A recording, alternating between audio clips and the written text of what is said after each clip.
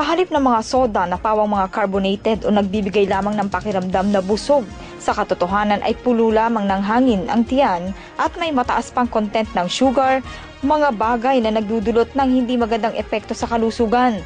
Mas mainam na inumin ang natural na katas ng prutas tulad ng kalamansi na puno ng vitamin C. Sa pinakapoblasyon ng bayan ng Victoria, mayroon na ngayong gawaan ng pinuproseso at mabibiling kalamansi juice.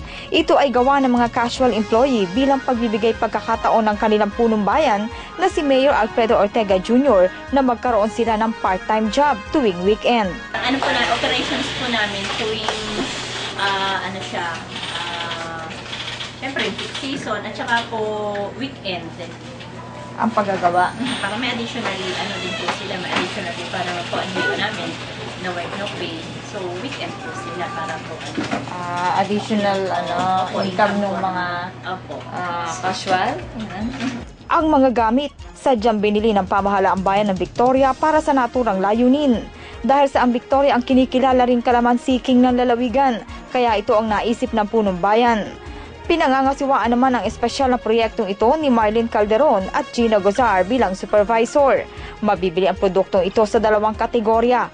Ang ready-to-drink calamansi juice na nagkakahalaga mula 15 pesos hanggang 20 pesos, depende sa laki. At ang concentrated calamansi juice na nagkakahalaga naman mula 45 pesos hanggang 125 pesos, depende sa laki.